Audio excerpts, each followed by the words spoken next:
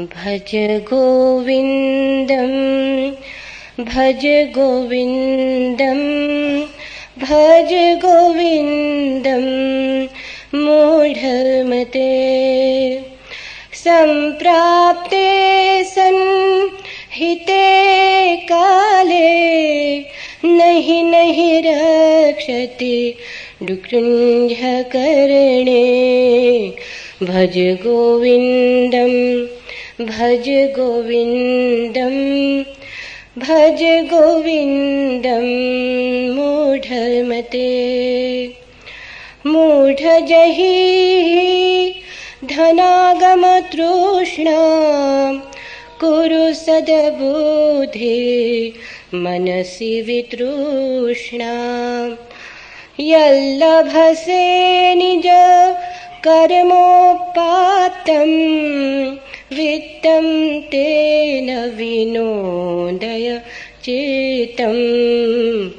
भज गोविन्दं भज गोविन्दं भज गोविन्दं मूढमते। नारीस्तनभर नाभिदेशं दृष्ट्वा मागा मोहावेशम्। एतन्मासव सादिविकारं मनसि विचिन्तय वारं वारं। भज गोविन्दं भज गोविन्दं भज गोविन्दं मूढमते। नलिनी दलगत जलमतितरलं तद्वज्जीवितम् अतिशयचपलम्। विद्धि व्याधभिमानग्रस्तं लोकं शोकं हतं च समस्तं। भज गोविन्दं भज गोविन्दं भज गोविन्दं मूढमते। यावद्वितो पार्जनसक्त स्थावन निज परिवारो रक्त। पश्चाज्जीवति जर जर देहे वार्ता कोऽपि न पृच्छति गेहे। भज गोविन्दं भज गोविन्दं भज गोविन्दं मूढमते। यावत् पवनो निवसति देहे तावत् पृच्छति कुशलं गेहे। गतिवति वायो देहापाये भार्या बिभ्यति तस्मिन् काये। भज गोविन्दं भज गोविन्दं भज गोविन्दं मूढमते। बालस्तावत् क्रीडासक्त तरुणस्तावत् तरुणीसक्त। वृद्धस्तावत् चिन्तासक्त परिब्रह्मणि को अपि न सक्त। भज गोविन्दं भज गोविन्दं भज गोविन्दं मूढमते। सम्प्राप्ते संहिते काले नहि नहि रक्षति डुक्रुञ्जकर्णे। भज गोविन्दं भज गोविन्दं भज गोविन्दं मूढमते।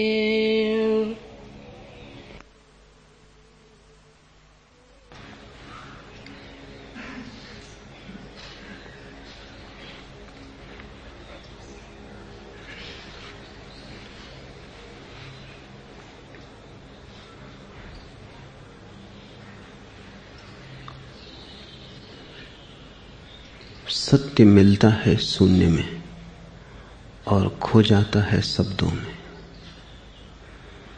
सत्य मिलता है मौन में, बिछुड़ जाता है मुखरता में। सत्य की कोई भाषा नहीं, सारी भाषा असत्य है। भाषा मात्र मनुष्य का निर्माण है, सत्य मनुष्य का निर्माण नहीं, आविष्कार है। सत्य तो है ही, उसे बनाना नहीं है, न उसे प्रमाणित करना है, सिर्फ उघाड़ना है। और उघाड़ने की घटना जब मनुष्य के भीतर सारी भाषा का ऊहापोह शांत हो जाता है तभी घटती है, क्योंकि भाषा के ही पर्दे हैं, विचार से ही बाधा है। यह बहुत बुनियादी और प्राथमिक सूत्र है समझ लेने का। बच्चा पैदा होता है, कोई भाषा उसके पास नहीं होती,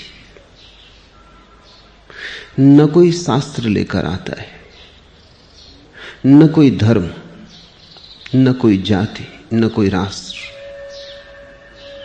उतरता है शून्य की भांति। शून्य की पवित्रता अनूठी है। शून्य एकमात्र कुंवारापन है, बाकी तो सभी विकृत है। उतरता है एक ताजे फूल की भांति, चेतना पर एक लकीर भी नहीं होती, जानता कुछ भी नहीं, लेकिन बच्चे की जानने की क्षमता शुद्ध होती है। दर्पण है, अभी कोई प्रतिबिंब भी नहीं बना, लेकिन दर्पण की क्षमता पूरी है, शुद्ध है। बाद में प्रतिबिंब तो बहुत बन जाएंगे, जानना तो बढ़ जाएगा, जानने की क्षमता कम होती जाएगी, क्योंकि वो जो शून्य था वो शब्दों से भर जाएगा, उसकी रिक्तता समाप्त हो जाएगी। जैसे दर्पण पर प्रतिबिंब बने और चिपकते चले जाएं, अलग न हो, तो दर्पण की झलकाने की क्षमता कम हो जाएगी। बच्चा पैदा होता है, जानता कुछ भी नहीं, लेकिन जानने की क्षमता उसकी परिशुद्ध होती है। इसलिए तो बच्चे जल्दी सीख लेते हैं, बूढ़े मुश्किल से सीख पाते हैं, क्योंकि सीखने की क्षमता ही बूढ़े की कम हो गई। मन भर गया, स्लेट पर बहुत कुछ लिखा जा चुका, कागज अब कोरा नहीं है। पहले कागज को कोरा करना पड़े तभी कुछ नया लिखा जा सके। बच्चा जैसा पैदा होता है, यदि तुम पुनः वैसे ही हो जाओ तो ही सत्य को पा सकोगे। तो एक जन्म तो बच्चे का है और एक जन्म संतत्व का। जिसके जीवन में दूसरा जन्म घट गया, जो द्विज हो गया, वही ब्राह्मण है। शास्त्र कहते हैं पैदा सभी शूद्र की भांति होते हैं, कभी कोई विरला ब्राह्मण हो पाता है, से सब शूद्र की भांति ही पैदा होते, शूद्र की भांति ही मर जाते। ब्राह्मण कौन है? वह नहीं जो वेद को जानता है, क्योंकि वेद को तो कोई भी जान ले सकता है। वह नहीं जिसे शास्त्र कंठस्थ है, शास्त्र तो कंठस्थ कोई भी कर ले सकता है। शास्त्र की जानकारी तो स्मृति है, ज्ञान नहीं। ब्राह्मण वह है जिसने ब्रह्म को जाना। यहां तुम आ गए हो, तुम्हें शायद पता भी ना हो, ये खोज ब्राह्मण होने की खोज, ब्रह्म को जानने की खोज।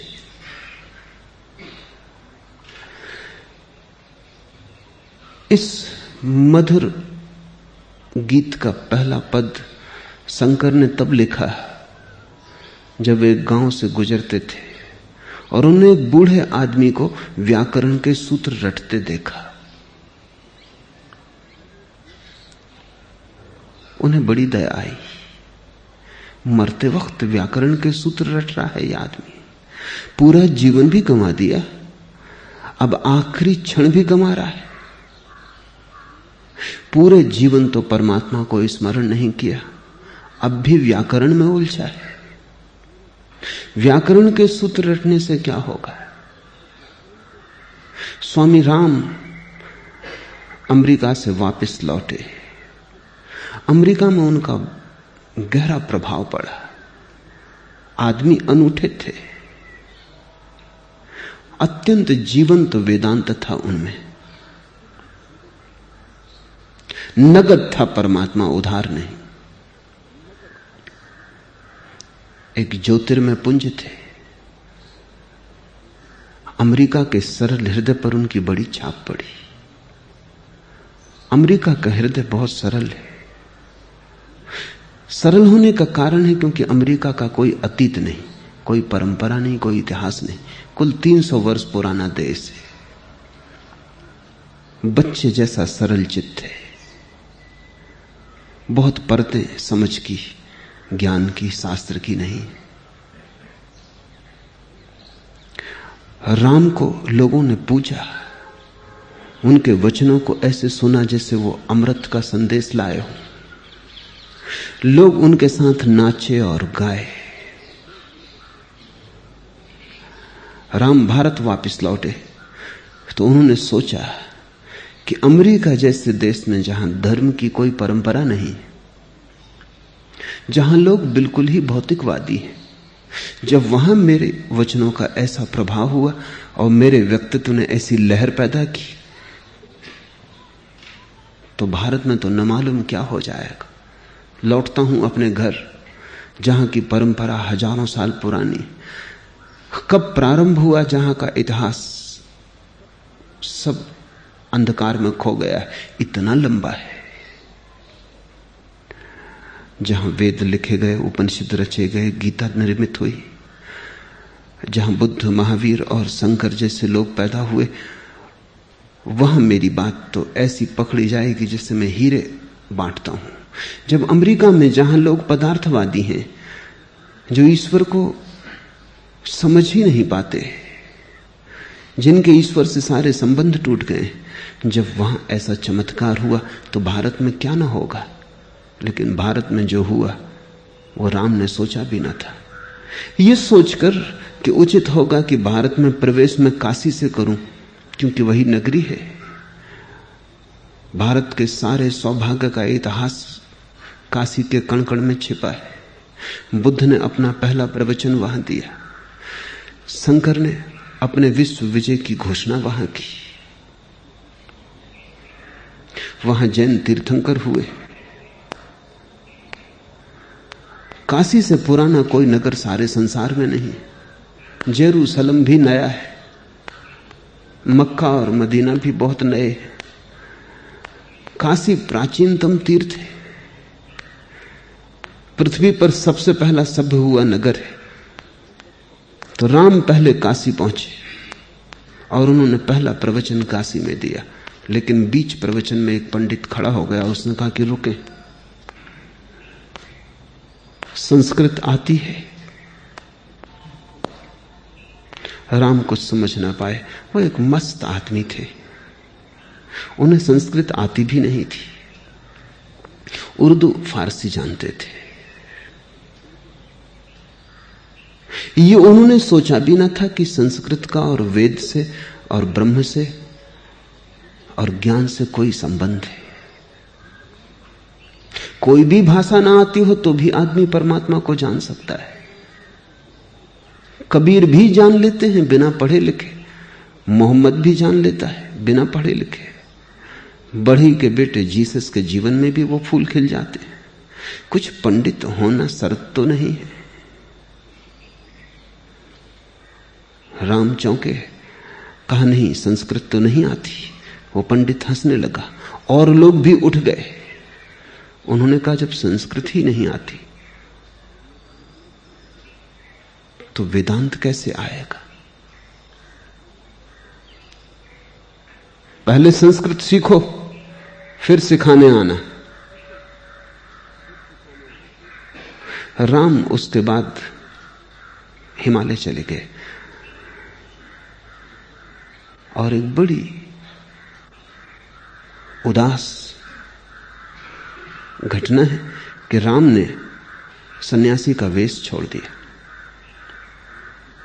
जब वे मरे तो गैरिक वस्त्रों में नहीं थे, क्योंकि उन्होंने कहा जो धर्म शब्दों में अटक गया हो और जिसका सन्यास केवल पांडित हो गया हो और संस्कृत जानने से जहां वेदांत जाना जाता हो, उस समूह का क्या अपने को अंग मानना। जब वो मरे तब वे गैरिक वस्त्रों में न थे, उन्होंने सन्यास का भी त्याग कर दिया। परंपरा ने सन्यास तक को दूषित कर दिया है। अमेरिका समझ सका, भारत ना समझ पाया। अमेरिका ना समझे इसलिए समझ सका, भारत बहुत समझदार है, जरूरत से ज्यादा समझदार है। बिना जाने बहुत कुछ जान लेने की भ्रांति भारत को पैदा हो गई। पंडित तो हो गया है मन, प्रज्ञावान नहीं हो पाया है। शब्द तो भर गए, निशब्द के लिए जगह नहीं बची। और धर्म का कोई संबंध शब्दों से नहीं। इसलिए मैं जो तुमसे कहूं उससे भी ज्यादा ध्यान उस पर देना जो मैं तुमसे ना कहूं। बोलूं शब्द पर बहुत ध्यान मत देना, दो शब्दों के बीच में जो खाली जगह होती है उस पर ध्यान देना। जो बोलूं वो छूट जाए, हर्जा नहीं है, लेकिन जो अनबोला है वो न छूट पाए। पंक्तियों के बीच पढ़ना पड़ता है ब्रह्म को, शब्दों के बीच खोजना पड़ता है ब्रह्म को, अंतराल में घटता है।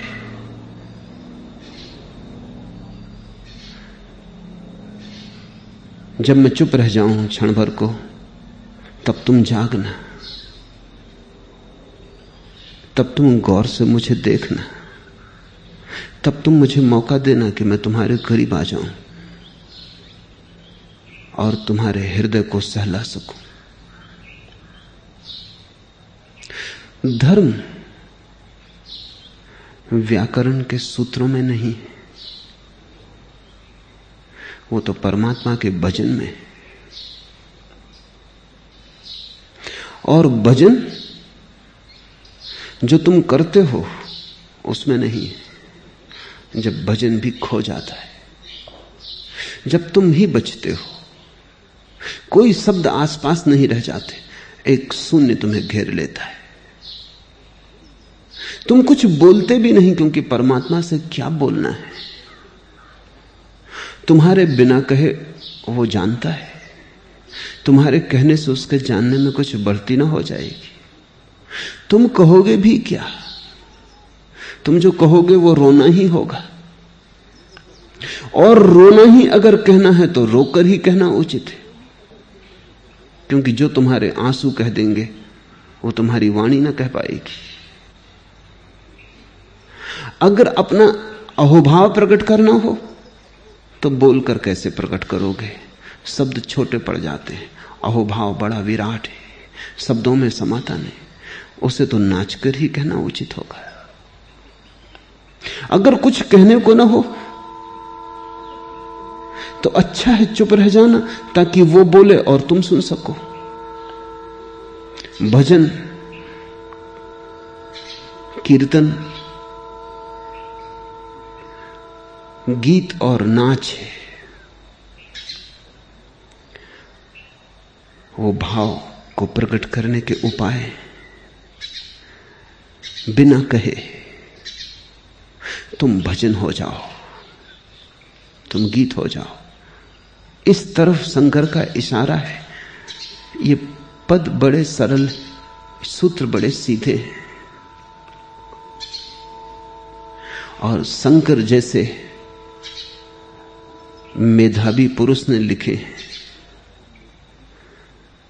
शंकर की सारी वाणी में भज गोविंदम से मूल्यवान कुछ भी नहीं, क्योंकि शंकर मूलतः दार्शनिक है। उन्होंने जो लिखा है वो बहुत जटिल है। वो शब्द, शास्त्र, तर्क, ऊहापोह, विचार है। लेकिन शंकर जानते हैं कि तर्क, ऊहापोह और विचार से परमात्मा पाया नहीं जा सकता। उसे पाने का ढंग तो नाचना है, गीत गाना है। उसे पाने का ढंग भाव है, विचार नहीं। उसे पाने का मार्ग हृदय से जाता है, मस्तिष्क से नहीं। इसलिए शंकर ने ब्रह्मसूत्र के भाष्य लिखे, उपनिषदों पर भाष्य लिखे, गीता पर भाष्य लिखा। लेकिन शंकर का अंतरतम तुम इन छोटे छोटे पदों में पाओगे। यहां उन्होंने अपने हृदय को खोल दिया है। यहां शंकर एक पंडित और एक विचारक की तरह प्रकट नहीं होते, एक भक्त की तरह प्रकट होते। हे मूढ़, गोविंद को भजो, गोविंद को भजो, क्योंकि अंतकाल के आने पर व्याकरण की रटन तुम्हारी रक्षा न करेगी।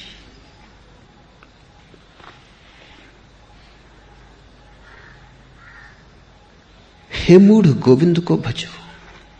मूढ़ता क्या है?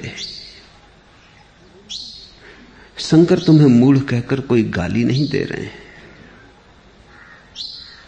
अत्यंत प्रेमपूर्ण वचन है उनका ये। भज गोविंदम, भज गोविंदम, भज गोविंदम मूढ़ मते। हे मूढ़, भगवान को भज, गोविंद को भज। मूढ़ता का क्या अर्थ है? मूढ़ता का अर्थ समझो। मूढ़ता का अर्थ अज्ञानी नहीं है। मूढ़ता का अर्थ है अज्ञानी होते हुए अपने को ज्ञानी समझना। मूढ़ता पंडित के पास होती है, अज्ञानी के पास नहीं। अज्ञानी को क्या मूढ़ कहना? अज्ञानी सिर्फ अज्ञानी है, नहीं जानता। बात सीधी साफ है। और कई बार ऐसा हुआ है कि नहीं जानने वाले ने जान लिया और जानने वाले पिछड़ गए। क्योंकि जो नहीं जानता है उसका अहंकार भी नहीं होता। जो नहीं जानता है वो विनम्र होता है। जो नहीं जानता है, नहीं जानने के कारण ही उसका कोई दावा नहीं होता। लेकिन पंडित बिना जाने जानता है कि जानता है।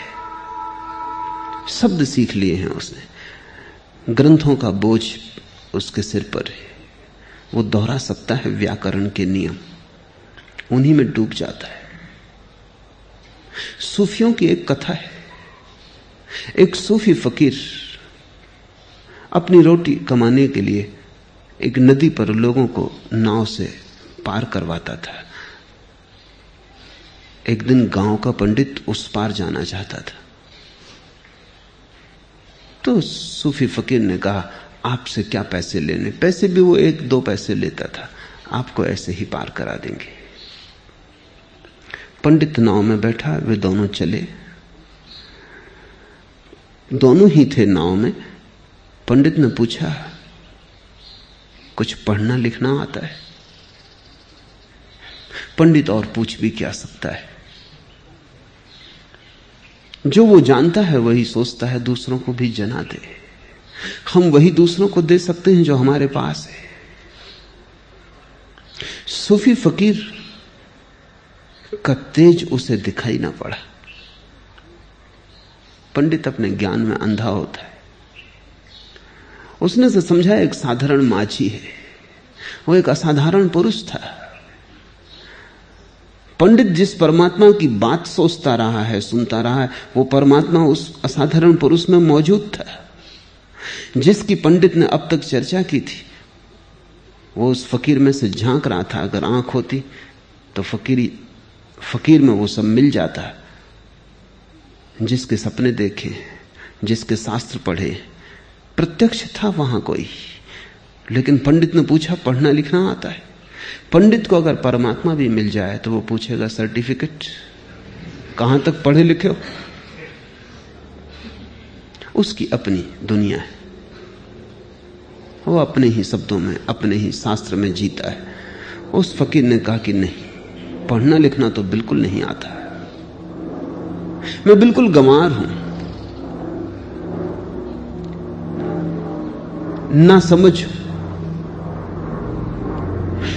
उसने जब ये शब्द कहे तब अगर पंडित के पास जरा भी होश होता तो देख लेता कि कितनी गहरी विनम्रता है। अपने अज्ञान को स्वीकार कर लेना ज्ञान की तरफ पहला कदम है, और अगर कोई समग्रता से अपने अज्ञान को स्वीकार कर ले तो वही अंतिम कदम भी हो सकता है। क्योंकि जब तुम पूरे भाव से जानते हो कि कुछ भी नहीं जानता हूं, तब तुम्हारा अहंकार कहां टिकेगा, कहां खड़ा रहेगा? भूमि खो जाएगी, पैर के तले से गिर जाएगा भवन अहंकार का, तुम निरअहकार में उतर जाओगे। वही द्वार है, वहीं से कोई परमात्मा से जुड़ता है। फकीर ने कहा मैं कुछ भी नहीं जानता हूं, बिल्कुल बेपढ़ा लिखा हूं। पंडित ने कहा तो फिर तुम्हारी चाराना जिंदगी बेकार गई। नाव थोड़ी आगे बढ़ी। पंडित ने पूछा और गणित तो आता ही होगा कम से कम, हिसाब किताब के लिए जरूरी है। फकीर ने कहा अपने पास कुछ है ही नहीं, हिसाब किताब क्या करना, खाली हाथ। जो दिन में मिल जाता है वो सांझ तक समाप्त हो जाता है, क्योंकि रोटी से ज्यादा कमाना नहीं है कुछ। रात तो हम फिर फकीर हो जाते, सुबह उठ के फिर कमा लेते। और परमात्मा अब तक देता रहा है तो कल का हिसाब क्या रखना। और किसी ने दे दिया तो ठीक है, और किसी ने ना दिया तो भी ठीक है, क्योंकि अब तक जी लिए हैं, आगे भी जी लेंगे। न तो देने वाले से कुछ ऐसा मिल जाता है कि सदा काम आ जाए, और न देने वाला कुछ छीन लेता है कि सदा के लिए कोई नुकसान हो जाए। सब खेल है।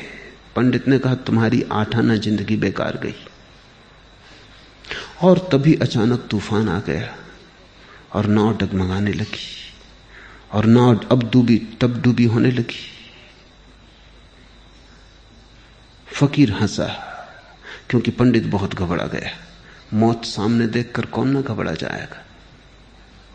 ऐसे पंडित अमृत की बातें करता था, आत्मा अमर है। लेकिन जब मौत सामने आती तब पांडित्य की आत्मा काम नहीं आती, न पांडित्य की अमरता काम आती। घबरा गया, हाथ पैर कपने लगे। फकीर ने पूछा तैरना नहीं आता? उसने कहा कि बिल्कुल नहीं आता। फकीर ने कहा तुम्हारी 16 आना जिंदगी बेकार गई। अब मैं तो कूदता हूं, हम तो चले, नाव तो डूबेगी। हे मूढ़, गोविंद को भजो, गोविंद को भजो, क्योंकि अंत काल के आने पर, संभवतः शंकर उस कहानी को जानते रहे हो जो मैंने तुमसे कही, क्योंकि अंत काल के आने पर व्याकरण की रटन तुम्हारी रक्षा न करेगी। जब डूबना आएगा सामने, जब मौत घेरेगी, तब अगर तैरना आता हो तो ही काम आ सकेगा। मौत में तैरना आता हो, और अगर मौत में तैरना नहीं आता तो मौत डुबा लेगी। बहुत बार पहले भी उसने डुबाया। तुम अभी तक भी सजग नहीं हुए हो, तुमने अब तक भी तैरना नहीं सीखा। अंत काल के आने पर, मृत्यु के आने पर कितनी तुम भाषा जानते हो, या कितनी भाषाएं जानते हो, कितना व्याकरण जानते हो, कुछ भी तो काम ना पड़ेगा। जो मौत में काम आ जाए वो प्रज्ञा, और जो मौत में काम ना आए वो पांडित्य। मौत कसौटी है। तो जो भी तुम जानते हो उसको इस कसौटी पे कसते रहना, कहीं भूल ना हो। ये कसौटी सदा सामने रखना, जैसे सराफ कसता रहता है पत्थर पर सोने को। ऐसे इस कसौटी को रखे रहना सदा। जो मौत में काम आए उसी को ज्ञान मानना, जो मौत में काम ना आए, धोखा दे जाए, दगा दे जाए, उसे पांडित्य समझना। और जो मौत में काम ना आए वो जीवन में क्या खाक काम आएगा। जो मौत तक में काम नहीं आता वो जीवन में कैसे काम आ सकता है? क्योंकि मौत जीवन की पूर्णा होती है, वो जीवन का चरम शिखर है, वो जीवन का समारोह है। जो मौत में काम आता है वही जीवन में भी काम आता है। यद्यपि जीवन में धोखा देना आसान है, लेकिन मौत में धोखा देना असंभव है। मौत तो सब उघाड़ के सामने रख देगी। शंकर किसे मूढ़ कहते हैं? उसे मूढ़ कहते हैं जो जानता तो नहीं है लेकिन व्याकरण को रट लिया है, शब्द का ज्ञाता हो गया है, शास्त्र से जिसकी पहचान हो गई है, जो शास्त्र को दोहरा सकता है, पुनरुक्त कर सकता है, शास्त्र की व्याख्या कर सकता है। पंडित को मूढ़ कह रहे हैं शंकर। अगर पंडित को मूढ़ न कहते होते तो हे मूढ़ गोविंद को भजो, गोविंद को भजो, क्योंकि अंतकाल के आने पर व्याकरण की रटन तुम्हारी रक्षा न करेगी। अचानक व्याकरण को याद करने की जरूरत नहीं थी। मूढ़ थोड़ी, जिनको हम मूढ़ कहते हैं, अज्ञानी, वे थोड़ी व्याकरण रट रहे हैं, पंडित रट रहा है। और भारत में यह बोझ काफी गहरा हो गया है। ये इतना गहरा हो गया है कि करीब करीब हर आदमी को यह ख्याल है कि वो परमात्मा को जानता है, क्योंकि परमात्मा शब्द को जानता है। ध्यान रखना, परमात्मा शब्द परमात्मा नहीं है, न पानी शब्द पानी है। और प्यास लगी हो तो शब्द काम ना आएगा, पानी चाहिए। और मौत सामने खड़ी हो तो अमृतत्व के सिद्धांत काम ना आएंगे, अमृत का स्वाद चाहिए। मैं एक यात्रा में था, गर्मी के दिन थे और उस वर्ष वर्षा नहीं हुई थी उस इलाके में। स्टेशन पर गाड़ी रुकी थी। एक आदमी 10-10 पैसे में एक गिलास पानी बेच रहा था। 10 पैसे में एक गिलास ठंडा पानी, कहता हुआ वो बढ़ता जाता, पैसे इकट्ठे करता जाता। एक आदमी जो मेरे पास ही बैठा था डब्बे में, उसने कहा 8 पैसे में न दोगे? वो पानी बेचने वाला रुका ही नहीं। उसने कहा फिर तुम्हें प्यास ही नहीं लगी। जब प्यास लगी हो तो कोई 10 पैसे 8 पैसे की बात करता है। ये तो प्यास न लगे हुए लोगों की बातें हैं। वो मुझे जच गई बात। उसने ठीक कहा कि 2 पैसे की फिक्र करोगे तुम, जब प्यास लगी हो तब आदमी सब देने को तैयार हो सकता है। हिसाब किताब तभी तक चलता है जब तक प्यास ना लगी हो।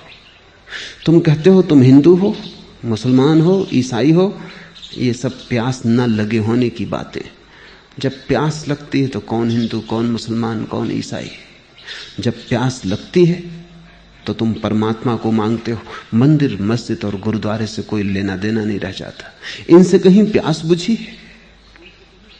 और जब प्यास लगती है तो तुम हिसाब किताब नहीं लगाते। त्याग का यही अर्थ है, सन्यास का यही अर्थ है कि तुम्हें प्यास लगी है और तुम सब कुछ दांव पे लगाने को तैयार हो। लोग कहते हैं हां परमात्मा को भी जानना है, लेकिन अभी और दूसरे काम करने को भी बाकी है। अभी और उलझने हैं, उनको सुलझाने हैं। लोग परमात्मा को आखिर में टालते जाते हैं।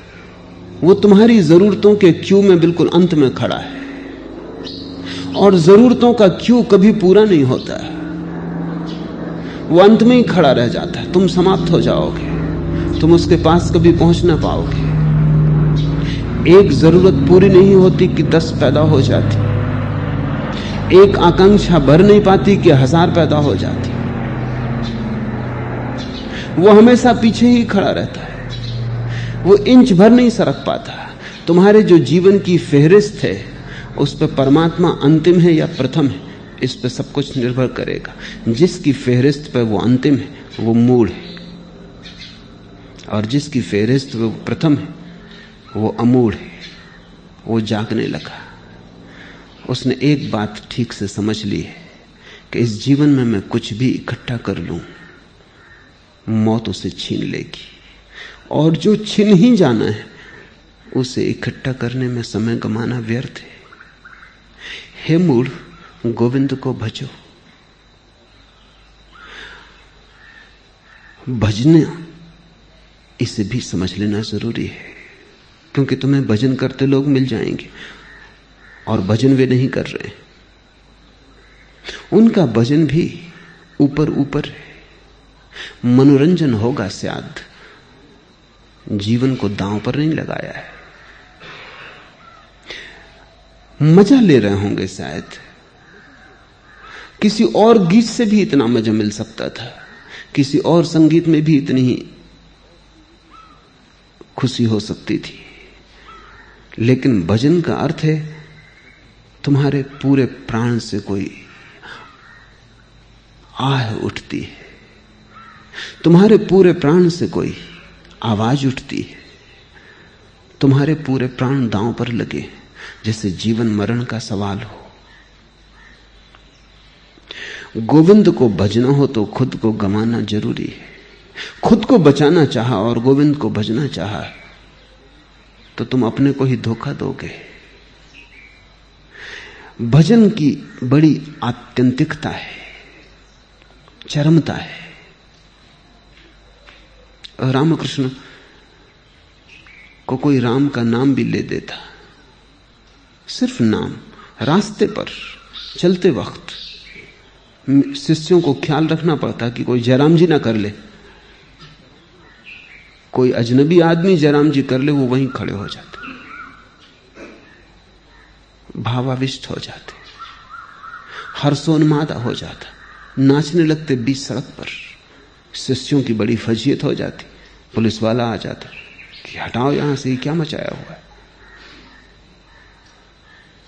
किसी के शादी विवाह में कोई निमंत्रण कर लेता तो दूल्हा दुल्हन पीछे हो जाते।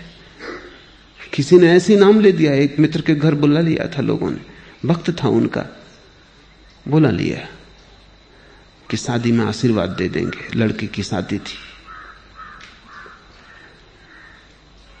समारोह था, शादी होने की ही करीब थी कि किसी आदमी का नाम गोविंद था और किसी ने बुलाया गोविंद को कि गोविंद कहां है। भीड़ भाड़, तो उसने जोर से चिल्लाया गोविंद कहां है। रामकृष्ण नाचने लगे, गोविंद का भजन शुरू हो गया। वो बारात बारात ना रही, विवाह विवाह ना रहा, एक दूसरा ही समा बंध गया। भजन का अर्थ है 24 घंटे तुम्हारे भीतर एक सतत धारा प्रभु स्मरण की बनी रहे। वो सतत धारा थी भीतर, इसलिए बाहर अगर कोई जरा भी राम का या कृष्ण का या गोविंद का, परमात्मा का नाम ले देता, भीतर तो धारा मौजूद ही थी, भीतर तो नाच चलता ही था। बाहर की चोट पड़ जाती, भीतर का नाच बाहर बिखर जाता। भीतर चोट पड़ती, वो जो भीतर चल रही थी धारा वो बाहर आ जाती। जैसे जल तो भरा ही था कुएं में, किसी ने बाल्टी डाल दी और पानी भर के बाहर आ गया। किसी ने राम का नाम ले दिया, भजन तो चल ही रहा था। भजन कोई ऐसी चीज नहीं है कि तुम कभी कर लो। जब भजन शुरू होता है तो अंत नहीं होता, चलता ही रहता है, एक सतत स्मरण है भीतर। हे मूढ़, गोविंद को भजो, क्योंकि अंतकाल के आने पर व्याकरण की रटन तुम्हारी रक्षा न करेगी। कितना तुम शास्त्र जानते हो, मौत ये ना पूछेगी। कितना तुमने सत्य जाना, मौत तुम्हारे सामने प्रकट कर देगी। जो तुमने जाना है वही बच रहेगा, जो दूसरे ने जाना है और दूसरे से तुमने उधार जाना था वो सब खो जाएगा। शास्त्र अगर उधार है तो व्यर्थ है, और शास्त्र अगर तुम में आविर्भूत हुआ है, तुम भी उसी स्रोत पर पहुंच गए जहां उपनिषद के ऋषि पहुंचे थे। तुमने भी उसी जल स्रोत से अपनी प्यास बुझा ली जिससे उपनिषद के ऋषियों ने बुझाई थी। तब उपनिषद शास्त्र नहीं है, तब तुम्हारे लिए उपनिषद तुम्हारे ही बोध की अभिव्यक्ति है। मुझसे लोग पूछते हैं कि मैं क्यों शंकर पर बोलता, या बुद्ध पर, या क्राइस्ट पर। मैं सीधा भी बोल सकता हूं।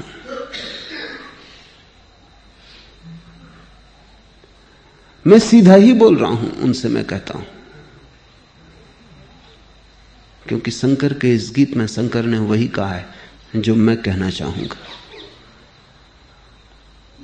और इतने सुंदर ढंग से कहा है कि अब उसे और सुधारा नहीं जा सकता। आखिरी बात कह दी, कोई जरूरत नहीं है अब उसे दोहराने की। शंकर पर मैं इसलिए नहीं बोल रहा हूं कि मुझे लगता है शंकर जानते हैं, लगने का सवाल नहीं है। मेरा कोई विश्वास नहीं है शंकर में। उसी जल स्रोत से मैंने भी जल पिया है, जहां से पी के ये गीत उनमें पैदा हुआ होगा। हे मूढ़, धन बटोरने की तृष्णा को छोड़ो, सद्बुद्धि को जगाओ और मन को तृष्णा शून्य करो, तथा उसी से संतुष्ट और प्रसन्न रहो जो अपने श्रम से मिलता है। हे मूढ़, सदा गोविंद को भजो। धन बटोरने की तृष्णा छोड़ो। धन से केवल अर्थ उस धन का नहीं है जिसे तुम धन कहते हो। धन से उस सब का अर्थ है जिसको तुम बटोरते हो। जिसको भी बटोरने की तुम्हारे भीतर तृष्णा है वो सभी धन है, फिर वो ज्ञान ही क्यों ना हो। जब तुम ज्ञान भी बटोरते हो तुम धन ही बटोर रहे हो। एक आदमी रुपए गिनता जाता है कितने उसकी तिजोरी में हो गए। एक आदमी ज्ञान गिनता जाता है कि कितना ज्ञान उसने बटोर लिया, कितनी सूचनाएं उसके पास हो गई, कितने शास्त्र उसने पढ़ लिए, पर दोनों बटोर रहे हैं। तीसरा आदमी हो सकता है त्याग बटोर रहा हो कि कितने उपवास उसने किए। चौथा आदमी हो सकता है यश बटोर रहा हो कि कितने लोग उसे मानते, कितने लोग उसे पूजते, कितने लोग उसके पीछे चलते हैं। जहां भी तुम बटोरते हो, जो भी बटोरा जाता है वो सब धन है। और धन बड़े धोखे का है, क्योंकि भीतर तो तुम निर्धनी बने रहते हो और बाहर तुम बटोरते चले जाते हो। जो बाहर इकट्ठा किया है वो भीतर न ले जाया जा सकेगा, और जिसे तुम अपने भीतर न ले जा सके मौत उसे छीन लेगी, क्योंकि तुम ही मौत से पार जा सकोगे और कुछ भी नहीं। केवल तुम्हारा होना ही गुजरेगा। लपटें उसे जला ना सकेंगी, शस्त्र उसे बेध ना सकेंगे। नैनम छिदंति शस्त्राणि नैनम दहति पावका। सिर्फ तुम गुजर पाओगे मौत के द्वार से, शुद्ध तुम, और कुछ भी नहीं। अगर तुमने बाहर का ही धन बटोरा तो तुम निर्धन गुजरोगे मौत के द्वार से। और जब मौत तुम्हें निर्धन बता देगी तो जीवन में भी धन का सिर्फ धोखा ही हुआ है। वह धन क्या जिसे हम साथ न ले जा सके। संपत्ति वही है जो साथ जा सके, अन्यथा से सब विपत्ति है। जिसे तुम बटोरते हो वो संपत्ति लगती है, संपत्ति है नहीं, है तो विपत्ति। और तुम भी जानते हो, बटोर लेने के बाद पता चलता है कि और विपत्ति बढ़ गई। संपत्ति से तो संतोष आता है, संपत्ति से तो शांति आती, संपत्ति से तो निर्भयता आती, संपत्ति से तो तुम्हारे जीवन में एक स्वर गूंजता है कि पा लिया, पहुंच गए, घर आ गया। एक विश्राम की सुगंध तुम्हारे जीवन में उठती, लेकिन वो तो उठती दिखाई नहीं पड़ती। संपत्ति बढ़ती है वैसे तुम्हारे जीवन में और भी दुर्गंध उठती है, और भी तुम्हारे जीवन में भय उठता है। संपत्ति क्या इकट्ठी होती है, हजार चिंताएं इकट्ठी होती। संपत्ति से शांति तो नहीं मिलती, अशांति के द्वार खुल जाते हैं।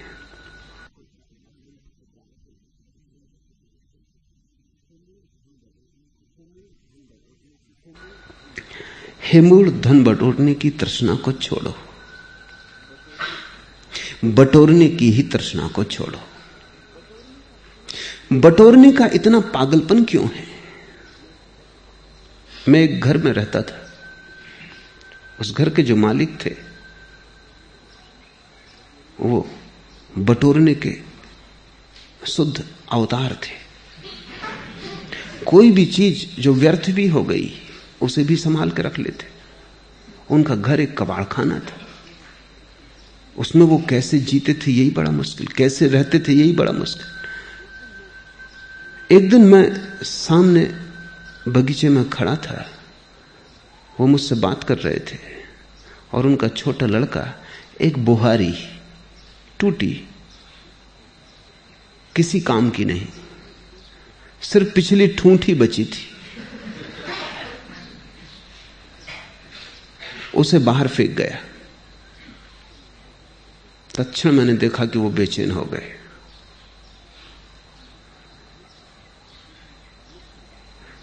मुझसे बात चलती रही लेकिन नजर उनकी उस बुहारी पे लगी रही। मैंने सोचा कि मेरी मौजूदगी उनको बाधा बन रही, तो मैंने कहा मैं अभी आया। मैं घर के भीतर गया। जब मैं लौटा बुहारी नदारत थी, वो भी नदारत थी। वो ले गए उसे भीतर। मैं उनके पीछे ही गया। मैंने कहा अब बात जरा सीमा के बाहर हो गई। रंगे हाथ वो पकड़ गए, बुहारी लिए अंदर खड़े थे। मैंने पूछा कि ये किस लिए उठा लाए? उन्होंने कहा कुछ नहीं, कभी काम पड़ जाए। कैसे, इसका कोई काम भी नहीं समझ में आता। वो कहने लगे नहीं, कभी क्या काम पड़ जाए क्या पता, फिर फेंकने से फायदा क्या, रखी रहेगी। बटोरने की एक विक्षिप्तता है, किस कारण होगी? क्यों आदमी बटोरना चाहता है? भीतर एक बड़ा खालीपन है, उसे भरना है, किसी भी चीज से भरना है, नहीं तो आदमी बहुत खाली लगेगा। तुम थोड़ा सोचो, तुम्हारे पास कुछ भी नहीं तो तुम्हें भीतर बड़ा खालीपन लगेगा। यहां ध्यान में रोज मेरे पास मित्र आते, थोड़े दिन ध्यान करते हैं, महीने 1.5 महीने, तो भीतर खालीपन दिखाई पड़ने लगता है। वो है तो सदा, ध्यान नहीं किया तो दिखाई नहीं पड़ता। ध्यान करने से बोध थोड़ा जगता है, होश थोड़ा आता है, भीतर खालीपन दिखने लगता है। और एक अनूठी घटना घटती, जिस व्यक्ति को भी वो भीतर खालीपन दिखाई पड़ता है वो अति से भोजन करना शुरू कर देता है। रोज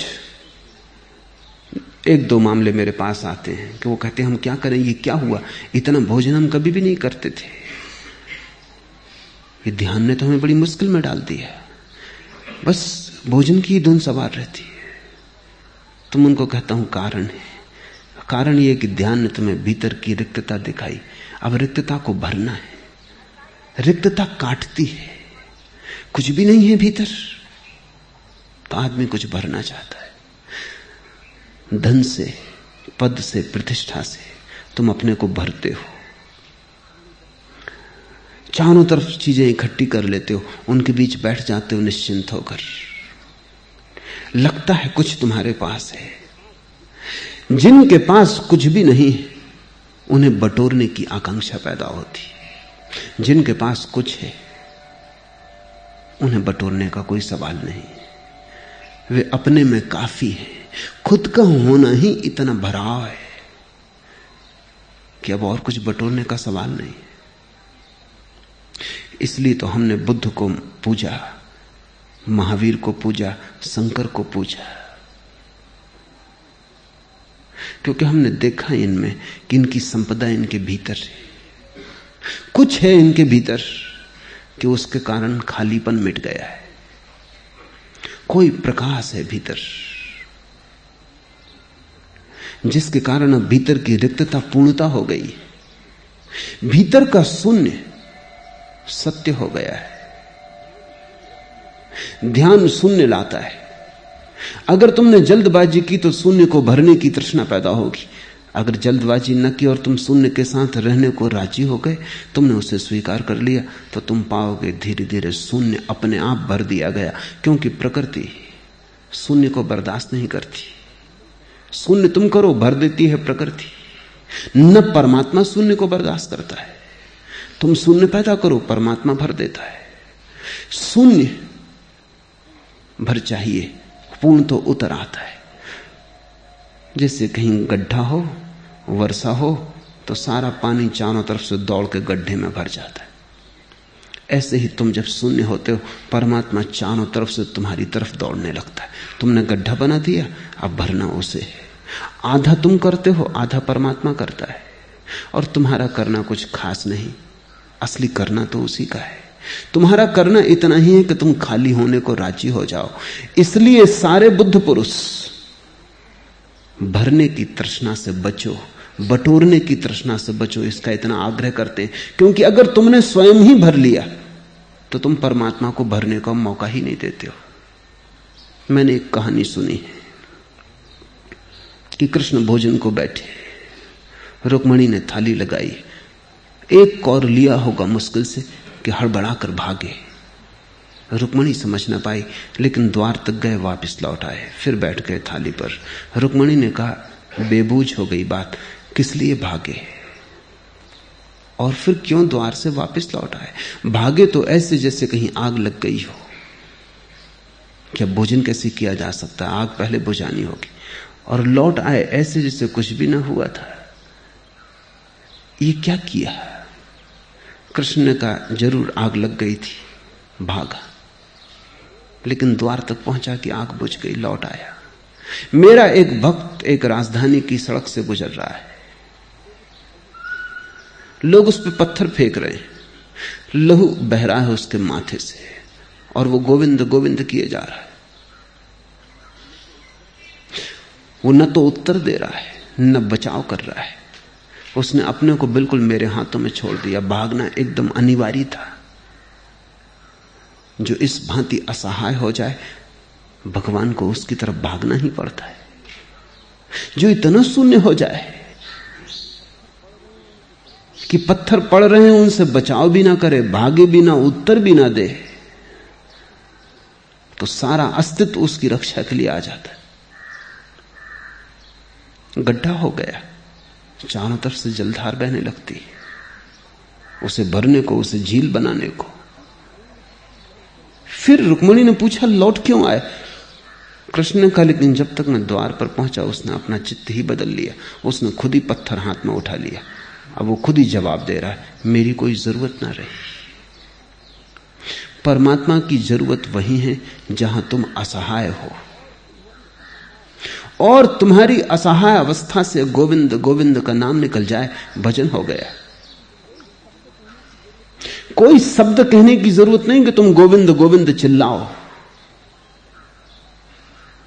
भीतर भाव, कि उस भाव भरी आंखें आकाश की तरफ उठ जाएं, कि तुम्हारा हृदय आकाश की तरफ खुल जाए, और तुम अपने तई कुछ भी ना करो। उसी क्षण परमात्मा तुम्हारी तरफ दौड़ पड़ता है। तुम गड्ढे बनो, परमात्मा भरने को सदा राजी है। मोहम्मद कहा करते थे, तुम एक कदम चलो उसकी तरफ, वो 1000 कदम चलता है, पर तुम एक कदम ही नहीं चलते। और वो एक कदम अत्यंत जरूरी है, क्योंकि जब तक तुम्हारी तरफ से संकेत न मिले कि निमंत्रण है, तब तक परमात्मा कैसे आए? आना भी चाहे तो कैसे आए? जिसे तुमने निमंत्रण ही नहीं दिया है, जिसे तुमने बुलावा ही नहीं भेजा है, वो आ भी जाए तुम्हारे द्वार पर तो तुम्हारे द्वार खुले ना पाएगा। वो दस्तक भी दे तो तुम समझोगे हवा का झोंका है। वो चिल्लाए पुकारे भी तो तुम अपने भीतर के शोरगुल के कारण उसकी आवाज ना सुन पाओगे। हे मूढ़, धन बटोरने की तृष्णा को छोड़, सद्बुद्धि को जगा। बुद्धि तुम्हारी चालाकी का नाम है, सद्बुद्धि तुम्हारी समझदारी का। इसलिए दुनिया जितनी बुद्धिमान होती जाती उतनी चालाक होती जाती। चकित होते हैं लोग ये देखकर कि लोग जितने शिक्षित हो जाते हैं उतने चालाक हो जाते। सोचा जाता था कि लोग शिक्षित हो जाएंगे तो सरल होंगे, लोग सुशिक्षित हो जाएंगे तो निर्दोष हो जाएंगे, लेकिन जितनी शिक्षा बढ़ती उतनी चालाकी बढ़ती है, उतना आदमी बेईमान होने लगता है, उतना पाखंडी हो जाता है, उतना दूसरे को कैसे चूसना इसकी कला में पारंगत हो जाता है।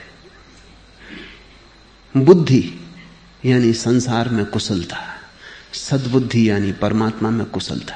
और ध्यान रखना, सद्बुद्धि वाला आदमी हो सकता है सांसारिकों को बुद्धू मालूम पड़ेगा ही, क्योंकि सांसारिक कहेगा ये तुम क्या कर रहे हो। बुद्ध ने घर छोड़ा, वो सद्बुद्धि के अवतरण की घटना थी। महल छोड़ा, राज्य छोड़ा। जो सारथी उन्हें छोड़ने गया था राज्य की सीमा के पार, वो तो साधारण नौकर था, उससे भी ना रहा गया। उसने कहा कि सुनो, ये छोटे मुंह बड़ी बात है, लेकिन कहे बिना नहीं रह सकता। तुम जो कर रहे हो ये बिल्कुल बुद्धूपन है, नासमझी है, पागल हुए हो।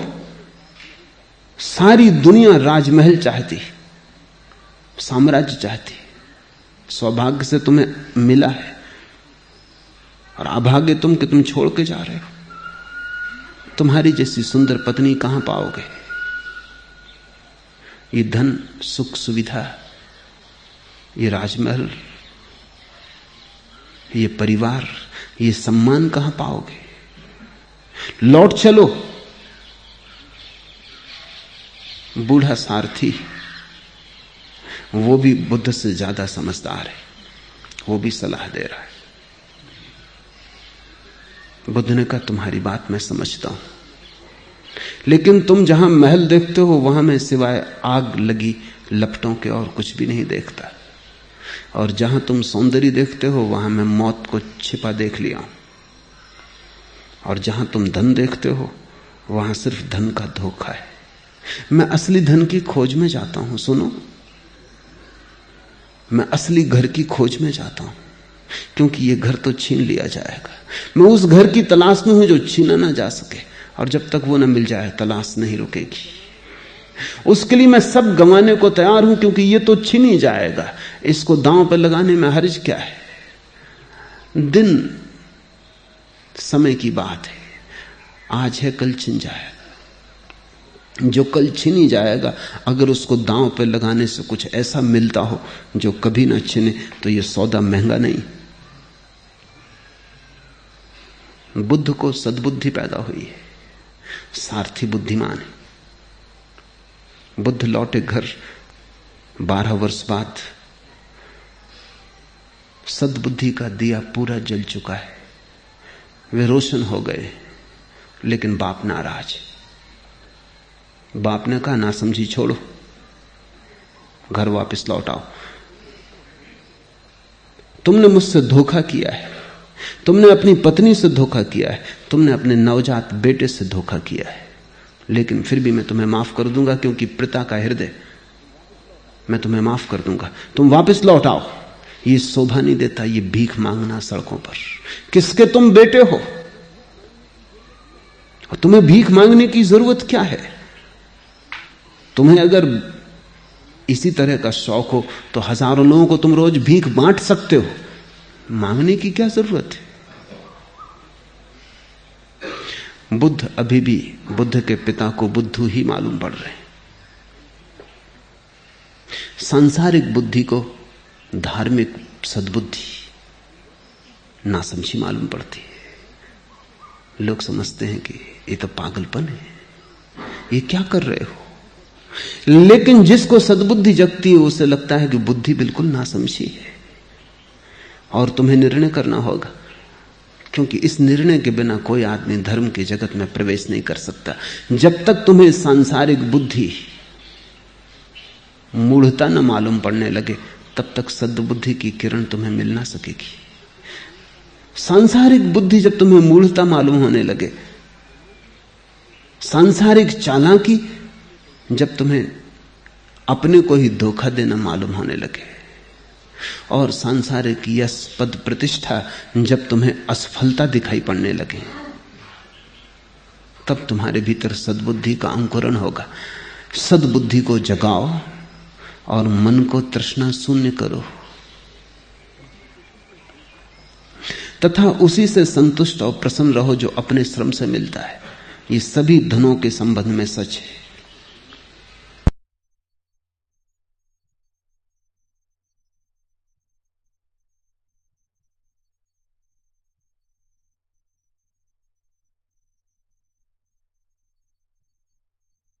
बाहर के धन में भी जो अपने श्रम से मिल जाए, जो उससे तृप्त हो गया, उसके जीवन में नैतिकता होगी। और भीतर के जगत में भी भीतर का जो धन अपने श्रम से मिले, उसके जगत में, उसके चित्त में धार्मिकता होगी। तुम शास्त्र को जब कंठस्थ कर लेते हो तो तुम चोरी कर रहे हो।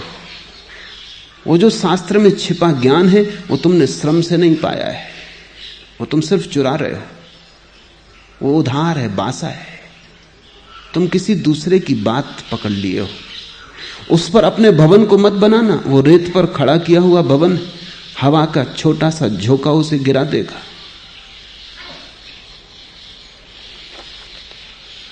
अभी कुछ दिन पहले मैं एक ज़ेन कहानी कह रहा था। एक ज़ेन आश्रम के द्वार पर एक संध्या एक भिक्षु ने दस्तक दी। जापान में ज़ेन आश्रमों का यह नियम है कि अगर कोई भिक्षु, यात्री भिक्षु विश्राम करना चाहे तो उसे कम से कम एक प्रश्न का उत्तर देना चाहिए। जब तक वो एक प्रश्न का ठीक उत्तर न दे दे, तब तक वो अर्जित नहीं करता विश्राम के लिए। वो आश्रम में रुक नहीं सकता, उसे आगे जाना पड़े। आश्रम का प्रमुख द्वार पर आया, द्वार खोला और उसने ज़ेन फकीरों की एक बहुत पुरानी पहेली इस अतिथि के सामने रखी। पहेली है कि तुम्हारा असली चेहरा क्या है, मूल चेहरा कौन सा है।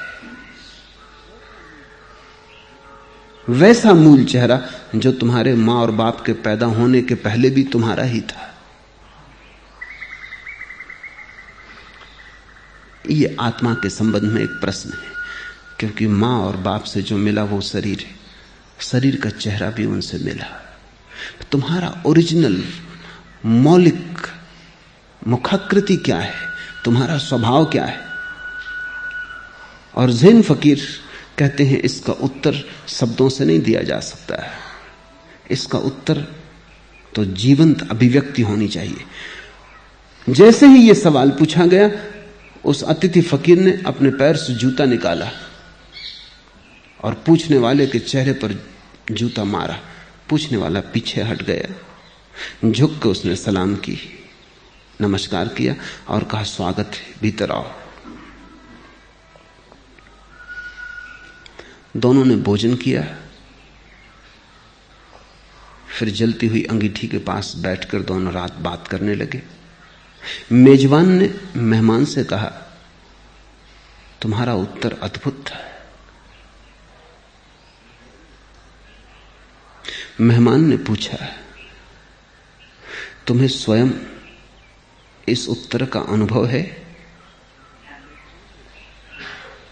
मेजबान ने कहा, नहीं, मुझे तो अनुभव नहीं है, लेकिन बहुत मैंने शास्त्र पढ़े और शास्त्रों से यह पाया है कि ठीक उत्तर देने वाला डिगमगाता नहीं, झिझकता नहीं। तुम बिना झिझके उत्तर दिए और तुम्हारे उत्तर में बात छिपी थी। शास्त्रों के आधार से मैं जानता हूं, मैं पहचान गया कि तुम्हें उत्तर मिल गया है, क्योंकि तुमने जो उत्तर दिया वो उत्तर ये था कि नासमझ शब्द में प्रश्न पूछता है, निशब्द में उत्तर चाहता है। नासमझ मूल चेहरे की बात पूछता है और मूल चेहरा तो तेरे पास भी है।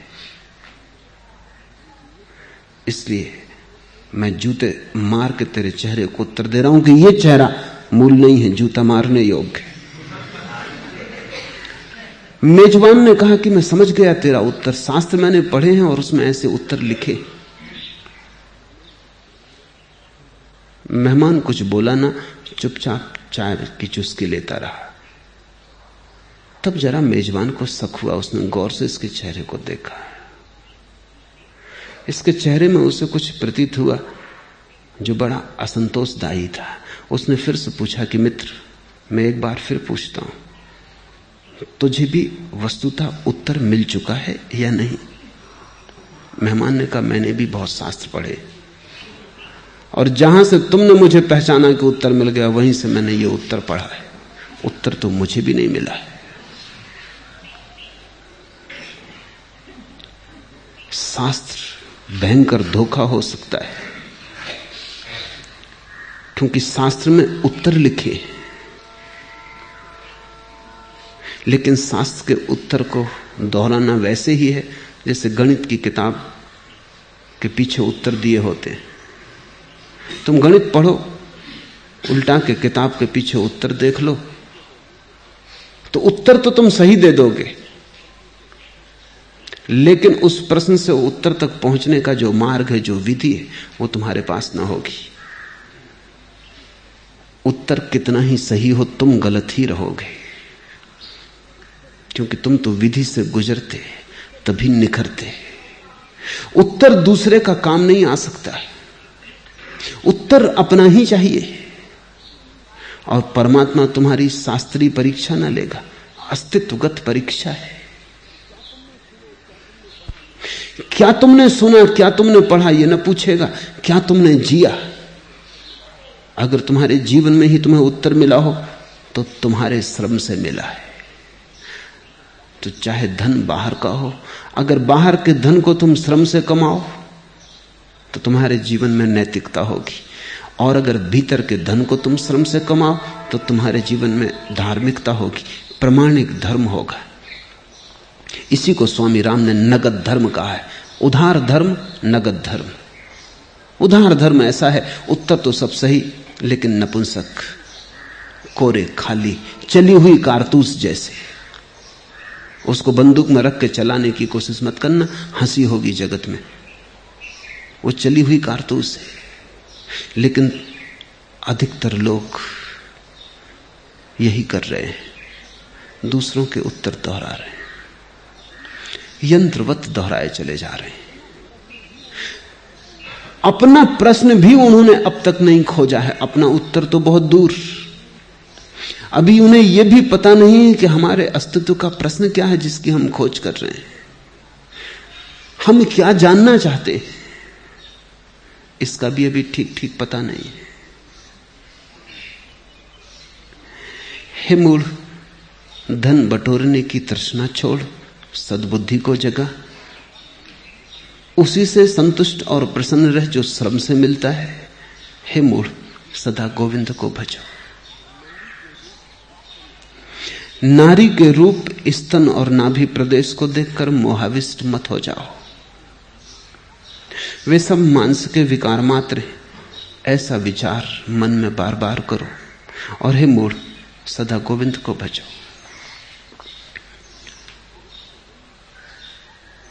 पुरुष के मन में नारी का आकर्षण है, नारी के मन में पुरुष का आकर्षण है। विपरीत का आकर्षण होता है, और विपरीत के आकर्षण में एक सम्मोहित अवस्था हो जाती है। इसे थोड़ा समझना जरूरी है। जब बच्चा पैदा होता है तो पहला संपर्क संसार से उसका मां का स्तन है। पहला संपर्क पर से, दूसरे से मां का स्तन है। मां के स्तन से ही परिचित होकर वो संसार में यात्रा शुरू करता है। इसलिए स्त्री के स्तन में पुरुष की सदा ही वासना बनी रहती। वो पहला संस्कार है मन पर, उससे गहरा कोई भी संस्कार नहीं। इसलिए चित्र, मूर्तियां, फिल्में, कहानियां सब स्त्री के स्तन के आसपास घूमती हैं। और पुरुष के मन में स्त्री के शरीर में सबसे ज्यादा मोहाविष्ट होने की जो जगह है वो स्तन है। स्त्रियां स्तनों को छिपाने में लगी रहती हैं, पुरुष उनको उघाड़ने में लगे रहते हैं। क्योंकि स्त्रियों को भी पता है कि पुरुष का आकर्षण कहां है, पुरुष को भी पता है कि स्त्री में उनका रस कहां है। और जितनी सभ्यता विकसित होती है उतनी ही ये कठिनता बढ़ती जाती है। असभ्य जातियों में स्तन के प्रति कोई आकर्षण नहीं है, क्योंकि स्त्रियां उघाड़ी हैं, स्तन उघड़ा ही हुआ है। और हर बच्चे को जितनी देर तक उसे दूध पीना हो मां का, पीने की पूरी स्वतंत्रता है। वो 10 साल का भी हो जाए और पीता रहे तो कोई अड़चन नहीं। सभ्य समाजों में जल्दी से जल्दी बच्चे से स्तन छुड़ाने की आकांक्षा है, और जितने जल्दी स्तन छुड़ा लिया जाए उतने ही स्तन में रस शेष रह जाता है। फिर कविताएं करते हैं लोग, स्तन की चित्र बनाते हैं, मूर्ति गढ़ते हैं, 1000 उपाय करते, लेकिन उनका मन स्तन के आसपास घूमता रहता है। बच्चा तृप्त नहीं हो पाया, अतृप्त रह गया है। वो अतृप्ति सपने बनाती है। अतृप्ति में भीतर का एक सम्मोहन पैदा होता है, और इसकी तृप्ति का कोई उपाय नहीं है जब तक कि सद्बुद्धि ना जगे। इसे सतत स्मरण करना जरूरी है। शंकर कहते हैं बार बार इसका स्मरण होता रहे तो ही वो जो पहला संस्कार पड़ा है वो टूट सकता है। वैज्ञानिकों ने कुछ खोजें की हैं, उनकी एक खोज बड़ी महत्वपूर्ण है। एक वैज्ञानिक मुर्गियों पर प्रयोग कर रहा था। मुर्गी के अंडे से बच्चा पैदा हुआ, तो उसने उस बच्चे को मुर्गी को न देखने दिया, एक बतख को पास रख दिया। बच्चे ने जब आंख खोली अंडे के बाहर आके, तो उसने बतख को देखा। यह पहला संस्कार हुआ। फिर एक बड़ी मजेदार घटना घटी। वो बतख के पीछे दौड़े, मुर्गी से उसकी कोई पहचान ही ना रही। बतख उसे मारे भी, क्योंकि बतख को बर्दाश्त नहीं है कि मुर्गी का बच्चा नाहक उसके पीछे भागे। उसे मारे भी तो भी वो उसी के साथ जाए। मुर्गी उसे फुसलाए भी तो वो उसके पास ना आए, दूर खड़ा डरे।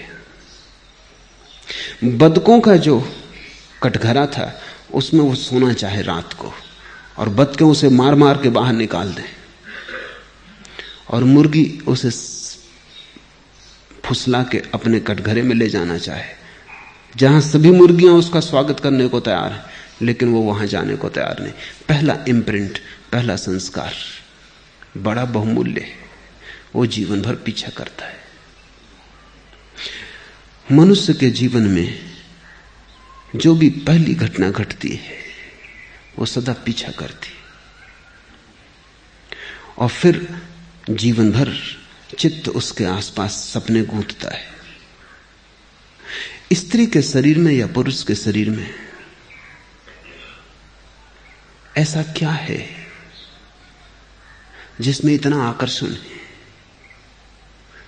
निश्चित कुछ है, क्योंकि तुम्हारा शरीर भी स्त्री और पुरुष के शरीर के मिलन से बना है। आधा स्त्री ने दान किया है, आधा पुरुष ने दान किया है। हर व्यक्ति आधा पुरुष है, आधा स्त्री है, दोनों का मेल है। तुम्हारा रोआ रोआ आधा स्त्री है, आधा पुरुष है, अधूरा अधूरा है। वो जो तुम्हारे भीतर स्त्री का हिस्सा है वो पुरुष की आकांक्षा करता रहता है, वो जो तुम्हारे भीतर पुरुष का हिस्सा है वो स्त्री की आकांक्षा करता रहता है। मनोविज्ञान की नवीनतम खोजें ये कहती हैं कि हर पुरुष के भीतर अचेतन में छिपी स्त्री है, और हर स्त्री के भीतर अचेतन में छिपा पुरुष है। जब तक तुम्हारे भीतर की स्त्री तुम्हारे भीतर के पुरुष से ना मिल जाए, तब तक तुम बाहर खोजते रहोगे। जब तक तुम्हारे भीतर का पुरुष तुम्हारे भीतर की स्त्री के साथ एक ना हो जाए, जब तक तुम्हारा चेतन मन अचेतन मन संयुक्त होकर एक ना हो जाए, तब तक तुम्हारे जीवन में विजातीय का स्त्री का पुरुष के लिए, पुरुष का स्त्री के लिए आकर्षण शेष रहेगा। तुमने अर्धनारीश्वर की प्रतिमा देखी जिसमें शंकर आधे हैं स्त्री और आधे पुरुष? जब तक तुम्हारे भीतर भी आधे पुरुष और आधी स्त्री की अर्धनारीश्वर प्रतिमा निर्मित ना हो जाए, जब तुम अपने भीतर ही पूरे ना हो जाओ, तब तक तुम्हारी तलाश बाहर जारी रहेगी। तुम चाहोगे स्त्री से मिलकर शायद पूर्णता हो जाए, कुछ खोया खोया लगता है। स्त्री तुम्हारे भीतर ही तुम्हारे अचेतन में पड़ी है। इसलिए समस्त योग तंत्र मौलिक रूप से तुम्हारे भीतर की शक्तियों को मिलाने की प्रक्रिया है। जब तुम भीतर जुड़ के एक हो जाते हो, तब तुम्हारे भीतर बाहर की आकांक्षा समाप्त हो जाती। लेकिन बाहर की आकांक्षा समाप्त हो तो ही तुम अपने भीतर मिलकर एक हो सकते हो। ये दोनों बातें एक दूसरे पर निर्भर हैं, अन्योन्याश्रित हैं। इसलिए शंकर कहते हैं, नारी के रूप स्तन और नाभि प्रदेश को देखकर मोहाविष्ट मत हो। शंकर पुरुषों से बोल रहे हैं, क्योंकि उन दिनों विशेषकर इस देश में धर्म मूलतः पुरुष का एकाधिपत्य था। लेकिन यही बात स्त्रियों के लिए भी कह देनी जरूरी है कि पुरुष के शरीर में भी कुछ नहीं है जिसमें मोहाविष्ट होने की जरूरत हो। शंकर के ये वचन या इस तरह के और संतों के वचन एक बड़ी भ्रांति का कारण बन गए। ऐसा लगता है कि स्त्री के शरीर में कुछ नहीं और तुम्हारे शरीर में बहुत कुछ। शरीर में ही कुछ नहीं है, ये ख्याल रखना। नहीं तो पुरुष सोचने लगते हैं कि स्त्री के शरीर में कुछ नहीं है, सब हड्डी मांस मज्जा, और तुम्हारे शरीर में सोना हीरा चांदी।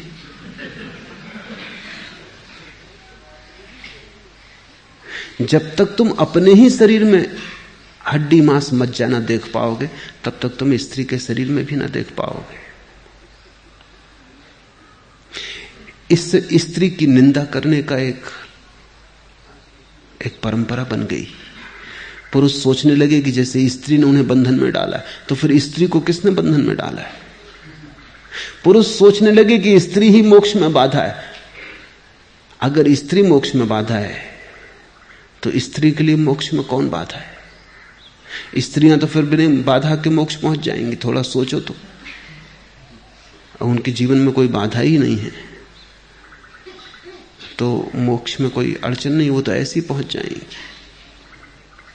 नहीं, स्त्री और पुरुष का सवाल ही नहीं है। विपरीत में जो आकर्षण है वो व्यर्थ है, वे सब मांस के विकार मात्र हैं। ऐसा विचार मन में बार बार करो, क्योंकि संस्कार जो पड़ चुका है उसको तोड़ने के लिए बार बार विचार की जरूरत है। सतत स्मरण रहे तो जैसे जलधार पत्थर को तोड़ देती है, बड़े मजबूत पत्थर को।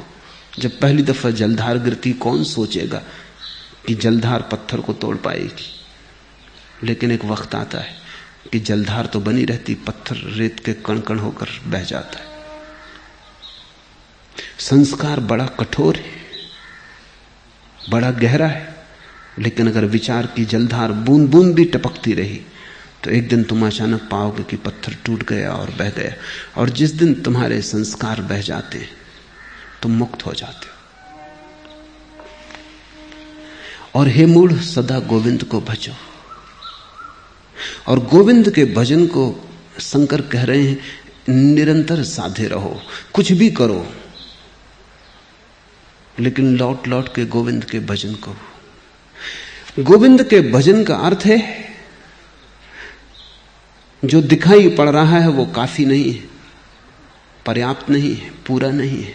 जो नहीं दिखाई पड़ रहा है वह भी है, उसे याद रखो। कहीं ऐसा ना हो कि दृश्य में अदृश्य खो जाए। अदृश्य को याद रखो। तुम मुझे देख रहे हो, मैं तुम्हें देख रहा हूं। तुम मुझे जहां तक देख पाओगे वो दृश्य है, लेकिन मेरे भीतर अगर तुम्हें अदृश्य की भी याद बनी रहे, रास्ते पर तुम चलो और जो आदमी तुम्हें मिले, जानवर मिले, वृक्ष मिले, तो जो दिखाई पड़ रहा है वो तो ठीक है, जो दिखाई पड़ रहा है वो संसार है। लेकिन हर दिखाई पड़ने वाले के भीतर जो अदृश्य छिपा है वही गोविंद है। गोविंद को भजने का अर्थ है दृश्य तुम्हें भुला ना पाए, दृश्य तुम्हें धोखा न दे पाए, तुम अदृश्य को याद रखते ही रहो। एक सन्यासी को गलती से, भ्रांतिवश एक सिपाही ने मार डाला। 1857 की बात, क्रांति के दिन एक मौन सन्यासी, नग्न सन्यासी गुजर रहा है अंग्रेजों की छावनी के पास से। सिपाहियों ने उसे पकड़ लिया, उससे पूछा कौन हो, लेकिन वो मौन है, इसलिए वो उत्तर नहीं दिया। उत्तर नहीं दिया तो शक बढ़ा, संदेह हुआ। एक अंग्रेज सिपाही ने भाला उठाकर उसकी छाती में भोंक दिया। उस सन्यासी ने व्रत लिया था कि सिर्फ मरते वक्त एक बार बोलेगा, उसके पहले नहीं। ऐसा 30 साल से वो मौन था।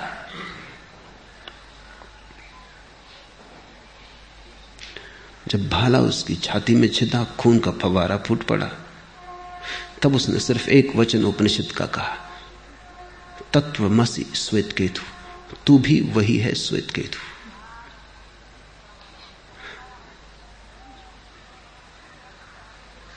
भीड़ इकट्ठी हो गई। लोगों ने पूछा तुम्हारा क्या मतलब है? उसने कहा कि मेरा मतलब इतना ही है कि परमात्मा किसी भी रूप में आए मुझे धोखा न दे पाएगा। आज वो भाला मारने के लिए आया है, भाला हाथ में लेकर आया है, भाला छाती में चुभ गया है, लेकिन मैं देख रहा हूं कि भीतर तू वही है, तत्वमसि श्वेतकेतु, तू मुझे धोखा न दे पाएगा। छाती से खून बहते वो सन्यासी नाचने लगा, क्योंकि वो अपने हत्यारे में भी परमात्मा को देख सका। भज गोविंदम मूढ़मते। इसका अर्थ है कि कहीं कुछ भी हो जाए, हर हालत में परमात्मा तो दिखाई पड़ता ही रहे, दुश्मन में भी दिखाई पड़े, और जब मौत द्वार पर आए तो मौत में भी दिखाई पड़े, मित्र में तो दिखाई पड़े ही, शत्रु में भी दिखाई पड़े। अभी तो ऐसा है कि मित्र में भी दिखाई नहीं पड़ता। अभी तो तुम जिससे प्रेम करते हो उसमें भी दिखाई नहीं पड़ता, प्रेयसी में, प्रेमी में भी दिखाई नहीं पड़ता। अभी तो अपने बेटे में, अपने बच्चे में भी दिखाई नहीं पड़ता। शत्रु की तो बात ही बहुत दूर है। अपने में नहीं दिखाई पड़ता तो पराये में कैसे दिखाई पड़ेगा। भज गोविंदम मूढ़मते का अर्थ है कि चाहे कुछ भी हो, एक परमात्मा तो सब जगह दिखाई पड़ता ही रहे। चट्टान में भी दिखाई पड़े, होगा बहुत गहरा सोया है, लेकिन है तो। वृक्ष में भी दिखाई पड़े, माना कि गूंगा है तो। पागल में भी दिखाई पड़े, माना कि विक्षिप्त है, लेकिन है तो। किसी भी रूप में आए वो तुम्हारी पहचान न चूके। साईं बाबा के जीवन में एक उल्लेख है। एक हिंदू सन्यासी जो जिस मस्जिद में साईं बाबा रहते थे उससे कोई 3 मील दूर रहता था, वो रोज आता है साईं के दर्शन को, और जब तक उनके दर्शन न हो जाते तब तक वापस जाके भोजन न करता। कभी कभी बड़ी भीड़ होती, वो मस्जिद में भीतर ही न घुस पाता। कभी कभी पूरा दिन बीत जाता तब दर्शन होते, लेकिन जब तक वो पैर न छूले तब तक वो भोजन न करता। कभी कभी रात हो जाती तो फिर भोजन करना मुश्किल हो जाता, उपवास ही रह जाता, क्योंकि दिन में ही भोजन करने का नियम था।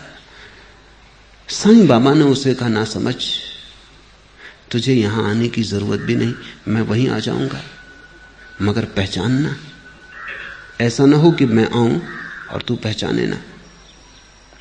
ठीक जब तेरा भोजन तैयार होगा मैं आ जाऊंगा, तू वहीं दर्शन कर लेना, भोजन कर लेना। 3 मील आना जाना, फिर कभी कभी उपवास से रह जाना, मुझे भी पीड़ा होती।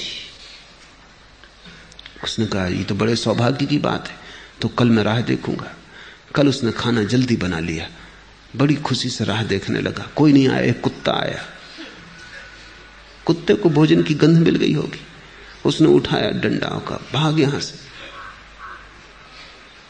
हम साईं की प्रतीक्षा कर रहे हैं। आए तुम, 2 डंडे मारे, कुत्ते को भगा दिया। फिर कोई नहीं आया। दोपहर हो गई तो भागा हुआ मस्जिद पहुंचा। वहां भीड़ लगी है। जाके कहा कि क्या मामला है? बोलकर वचन देकर आए नहीं। तुम तो यहां जमे हो, भीड़ भाड़ में बैठे हो, आओगे कैसे? साईं ने कहा मैं आया, 2 डंडे भी खाए, तुम पहचाने नहीं।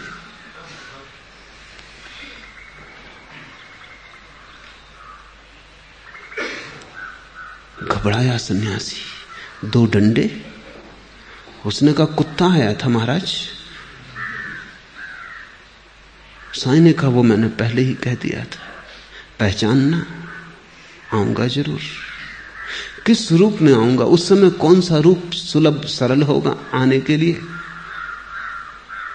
ये तो समय समय की बात है। उस समय यही मौजूद था कि कुत्ते के शकल में आऊं।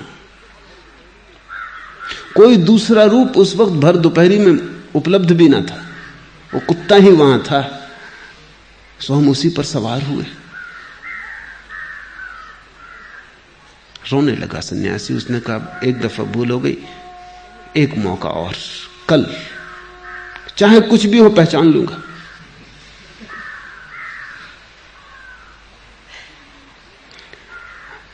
कुत्ता अगर आता दूसरे दिन तो पहचान लेता, लेकिन कुत्ता आया ही नहीं। अब उसको पता था, वो दो की प्रतीक्षा कर रहा था। साईं बाबा सीधे आ जाएं तो ठीक, नहीं तो कुत्ते की राह देख रहा था। कुत्ता आया ही नहीं। अब कुत्ते भी कोई भरोसे के थोड़ी, मौज की बात, आ गया नहीं आया। आया एक भिखमंगा, कोढ़ी। चूक हो गई। फिर उसकी बास आ रही थी, भयंकर दुर्गंध थी। ये तो भोजन को भी खराब कर देगा। इसकी बास आ रही है तो खाने का भी मन नहीं रह जाएगा। वमन की इच्छा होने लगी उसको देखकर। कहा कि भाई जा, यहां आने की कोई जरूरत नहीं, यहां अंदर प्रवेश भी मत करना।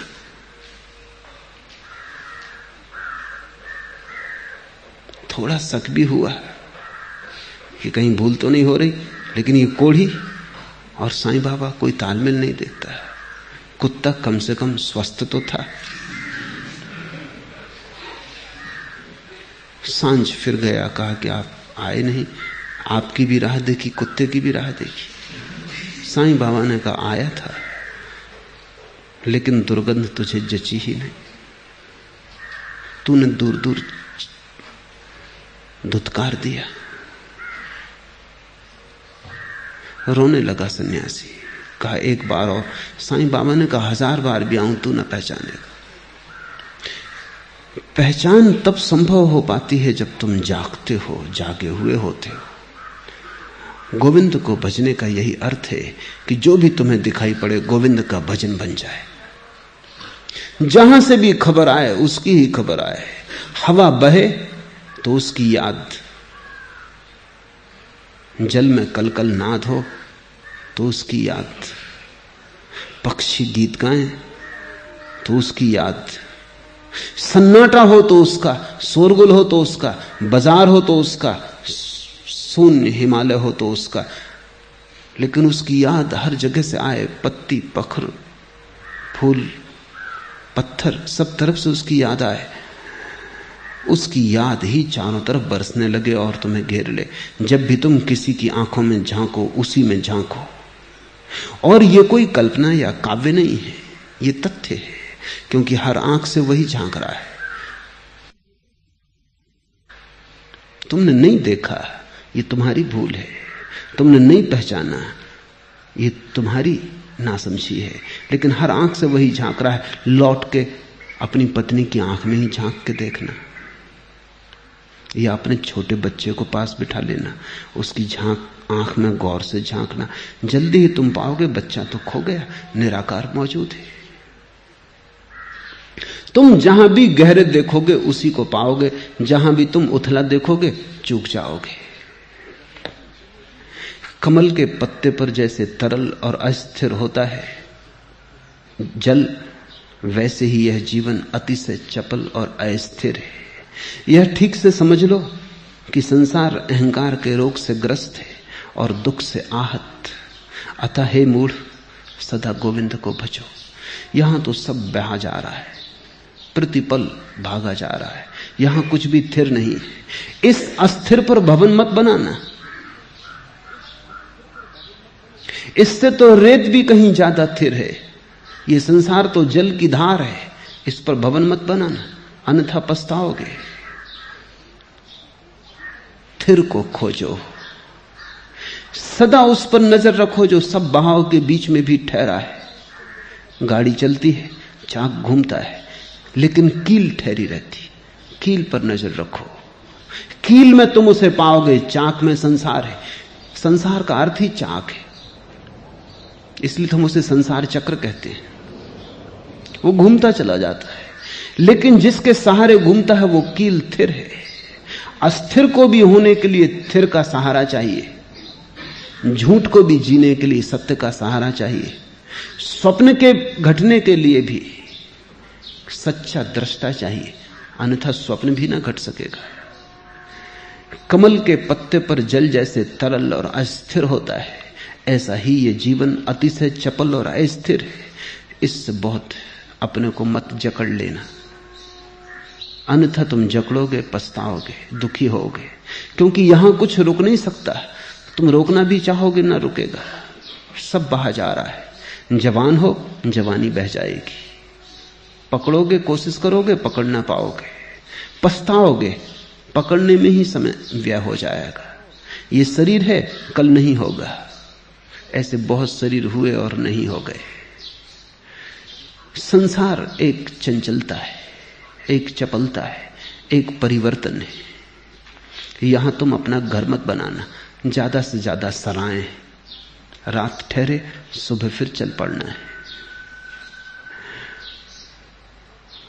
और यहां तुमने अगर घर बनाया तो दुख परिणाम है, इसलिए तुम दुखी हो। लोग मुझसे पूछते हैं हम दुखी क्यों हैं? इसलिए तुम दुखी हो कि तुम भवन अपना वहां बना रहे हो जहां बनाया नहीं जा सकता, और जहां बनाया जा सकता है या जहां बना ही है वहां तुम देख ही नहीं रहे हो।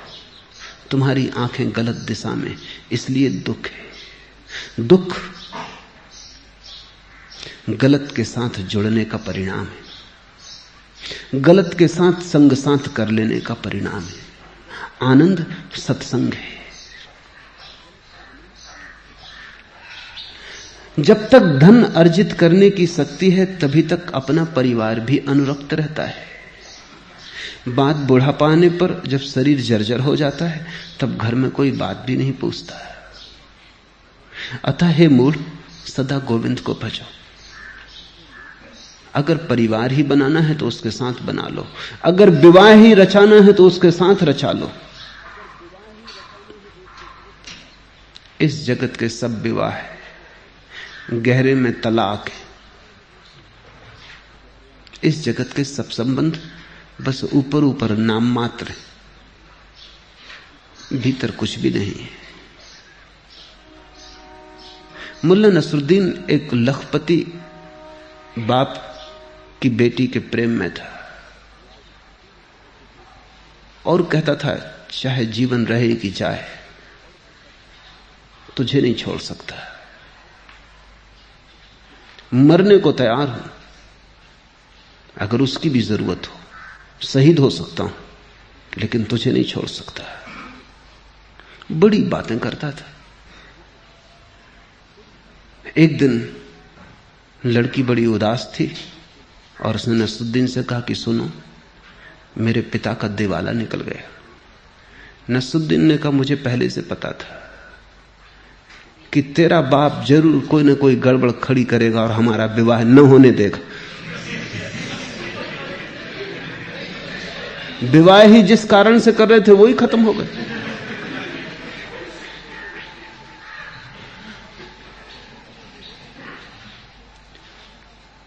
तुम्हारे संबंध, तुम कहते कुछ और हो, कारण उनका कुछ और ही होता है। तुम बताते कुछ और हो, और मजा ऐसा है कि तुम जो बताते हो सकता है तुम ऐसा मानते भी हो कि यही सच है। तुम अपने को भी धोखा दे लेते हो, दूसरे को ही देते हो, ऐसा नहीं है। आदमी बड़ा कुशल है, अपने को भी धोखा दे लेता है। जब तक शरीर में प्राण बसते हैं तभी तक घर के लोग कुशल क्षेम पूछते हैं। प्राण निकलने पर शरीर का पतन हुआ कि फिर अपनी पत्नी भी उस शरीर से भय खाती है। अतः हे मूढ़, सदा गोविंद को भजो। जो सदा साथ रह सके उसी का साथ कर लो। जिनका साथ नदी नाव संयोग है उनका साथ भी क्या साथ है। राह पर चलते हुए जैसे यात्री मिल जाते हैं, घड़ी भर को साथ हो लेते हैं, फिर अलग अलग मार्ग हो जाते हैं, बिछुड़ जाते हैं, ऐसा ही घड़ी भर का साथ है। इस साथ को बहुत मूल्य मत देना और इस साथ को सत्य मत मान लेना। स्वप्न में जैसे किसी से मिलन हो गया है, नींद टूटते ही छूट जाएगा। बालक खेलकूद में आसक्त रहता है, युवक तरुणी के प्रेम में आसक्त और वृद्ध चिंताओं में आसक्त रहते हैं। कभी तो मनुष्य परमात्मा के प्रति संलग्न नहीं होता। अतः हे मूढ़, सदा गोविंद को भजो। बचपन गुजर जाता है खेलकूद में, क्रीड़ा आसक्ति में, जवानी गुजर जाती है प्रेम के नाम पर चलते हुए खेल में, बुढ़ापा अतीत की चिंताओं में, अतीत का हिसाब बिठाने में, लगाने में, और जीवन यूं ही चला जाता है। परमात्मा की याद ही नहीं आ पाती और परमात्मा को हम टालते चले जाते हैं, स्थगित करते चले जाते हैं। कल और कल और कल आती है सिर्फ मौत। परमात्मा की याद भी नहीं कर पाते और मौत आ जाती है। हे मूढ़, सदा गोविंद को भजो। इसके पहले कि मौत आ जाए, जब भी होश आ जाए, जगाओ अपने को। थोड़ा देखो क्या तुम कर रहे हो, कहां तुम उलझे हो, तुम्हारे कृत्यों का क्या परिणाम हो सकता है। तुम्हारे कृत्य, तुम्हारा धन, तुम्हारी प्रतिष्ठा सब पड़ी रह जाएगी। जो पड़ा ही रह जाएगा उसके साथ बहुत समय व्यय मत करो। जितने जल्दी जाग जाओ उतना अच्छा।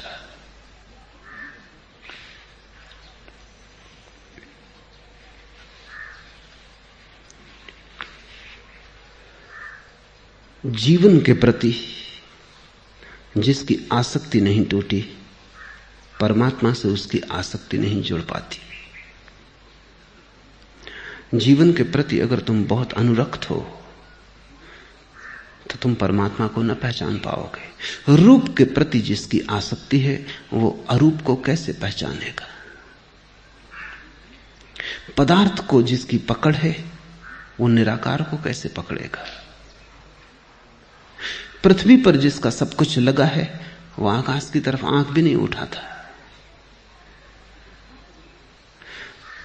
तुम्हारी आसक्ति जहां है अभी, जब तक वहां उसकी जड़ें न टूट जाएं, जब तक तुम जाग के न देख लो कि सिवाय दुख के वहां और कुछ भी नहीं है, जब तक तुम्हें जीवन का सार निचोड़ दुख न दिखाई पड़ जाए,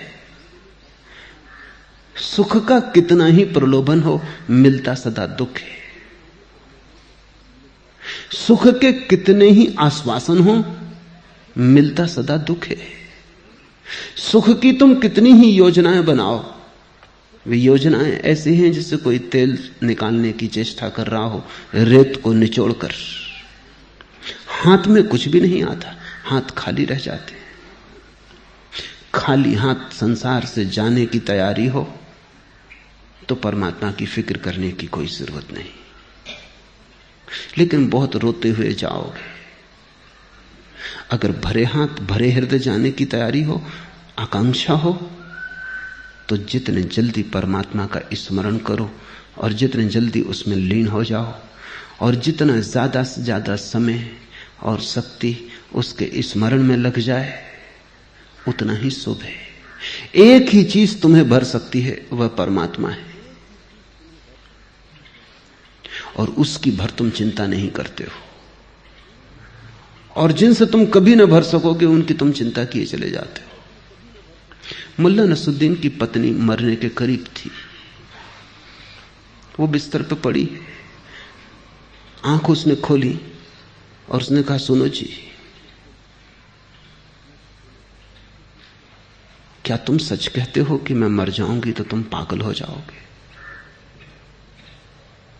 नसरुद्दीन ने कहा, 100%। तू मरेगी तो मैं निश्चित पागल हो जाऊं। पत्नी हंसने लगी, कहा, झूठ बोलते हो। जहां तक मैं जानती हूं मैं मरूंगी और तुम दूसरी शादी कर लोगे। नसरुद्दीन ने कहा कि पागल हो जाऊंगा ये सच, लेकिन इतना पागल नहीं कि फिर शादी कर लो।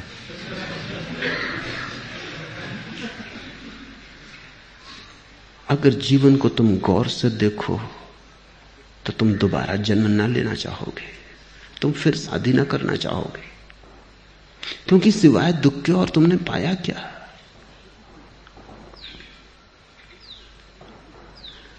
यही तो सारे पूरब की खोज है, आवागमन से कैसे छुटकारा हो जाए।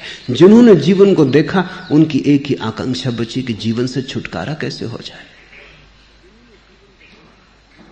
मैंने सुना है कि एक बहुत अनूठा सन्यासी बोधि धर्म जब चीन गया बुद्ध का संदेश लेकर,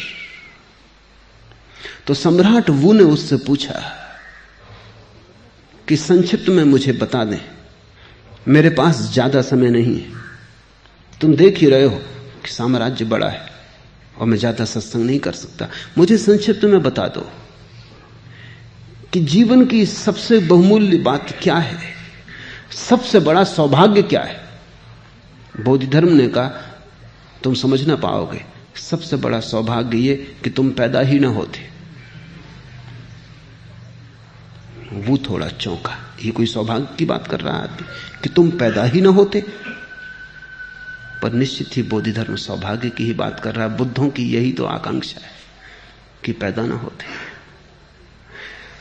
पर बोधि धर्म ने कहा, वो बात तो हो नहीं सकती, खत्म, तुम हो ही गए पैदा, वो तो नंबर 1 का सौभाग्य है। इसलिए नंबर 2 की कहता हूं कि जितने जल्दी मर जाओ। कहते हैं वो फिर कभी मिलने नहीं आया बोधि धर्म को कि ये भी कोई ज्ञानी है। लेकिन मैं भी तुमसे कहता हूं, नंबर 1 का सौभाग्य कि तुम पैदा न हुए होते, लेकिन उस पर तो अब कोई बस नहीं, हो ही गए। तो अब दूसरा सौभाग्य है कि तुम जीते जी मर जाओ। जीवन से तुम्हारा राग रंग छूट जाए, ये जीते जी मरने का अर्थ है। तुम ऐसे जीने लगो जैसे तुम हो ही नहीं। बैठो बाजार में, क्योंकि कहीं तो बैठोगे ही, लेकिन ऐसे जैसे हो ही नहीं। पालो पत्नी बच्चों को, पालना ही पड़ेगा, लेकिन ऐसे जैसे तुम हो ही नहीं। तुम अनुपस्थित हो जाओ और जल्दी ही तुम पाओगे कि तुम्हारी अनुपस्थिति रिक्त नहीं रही, परमात्मा उसमें धीरे धीरे उतर आया है। भज गोविंदम भज गोविंदम भज गोविंदम मूढ़मते। आज इतने।